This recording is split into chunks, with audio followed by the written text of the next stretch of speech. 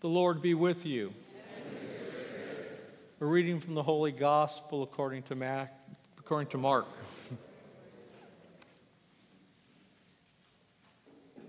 On that day, as evening drew on, Jesus said to his disciples, "Let us cross over to the other side."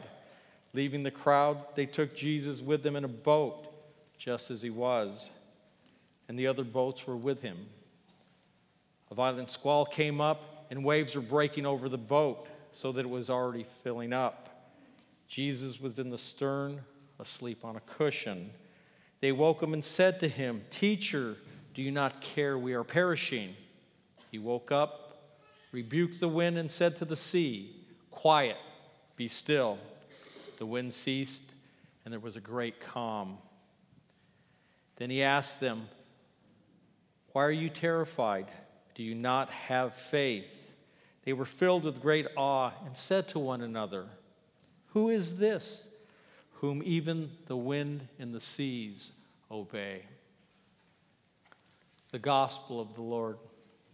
Praise to you, Lord Jesus Christ.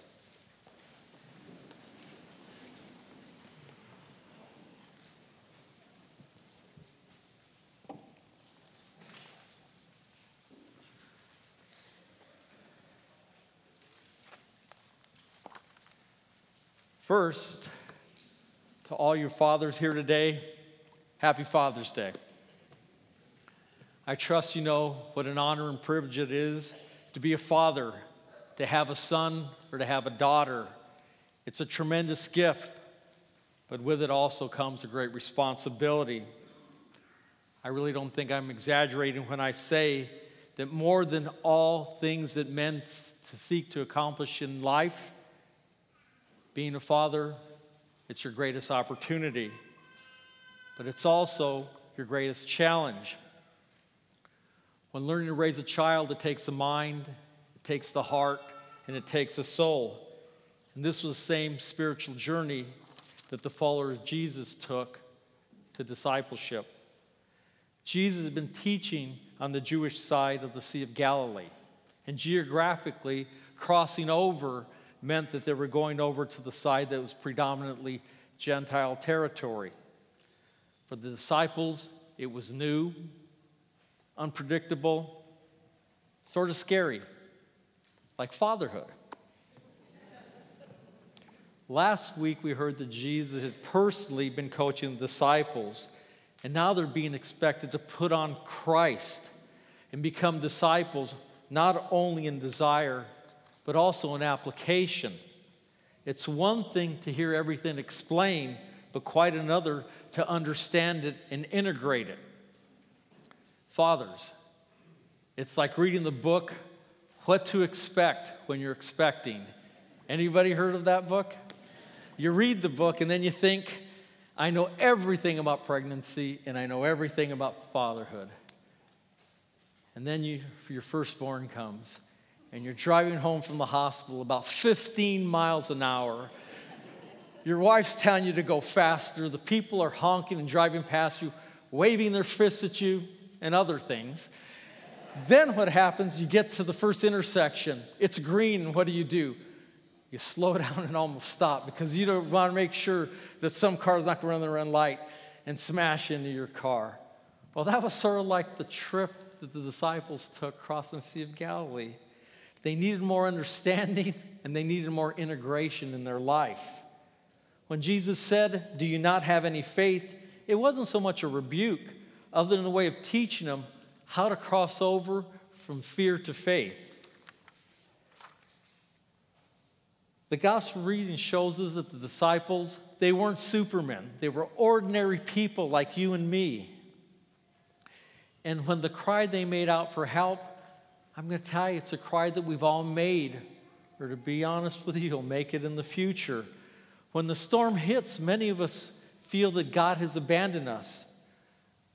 Our faith, it's not going to prevent storms.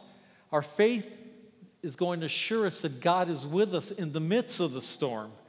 It's that conviction that we're not alone that's going to enable us to get through the storm. Our faith, it doesn't have to be perfect. There's probably no such thing in humans. but even a little faith can help get us through. We have a tendency to think faith is faith. We should all recognize that our faith should grow and change with time. Some people just cling to this notion of a God who should never let anything happen. Many times that's how kids think. Adults require an adult faith. You wouldn't expect to face life with a second grader's education, yet people expect the religious instruction that they received in elementary school to carry them through life. The faith that God's looking for is not a faith that comes because He's helped you. It's not a faith that comes because He's rewarded you. The faith that God is looking for is a faith that continues to trust and love, even when it feels that God has turned His back on us. We have to remember, God will meet us where we are, and we're loved through our imperfections. There was a mother, and she was walking with her 4-year-old daughter. The child picked up something off the ground and started to put it in her mouth. The mother took it away and said, "Don't do that." Child asked, "Why not?" The mother said, "Because it was on the ground. You don't know where it's been. It's probably dirty. It's loaded with germs, and it's going to make you sick." The little girl looked up to the mother with total admiration and said, "Mommy, how do you know all that stuff?" And the mother says, "Because mommies know this stuff. It's on the mom's test. You have to know it, or they don't let you be a mom." Well, the little girl looked at her a little bit confounded, thought for a few moments, and said, "I get it. If you don't pass the test, you have to be a daddy."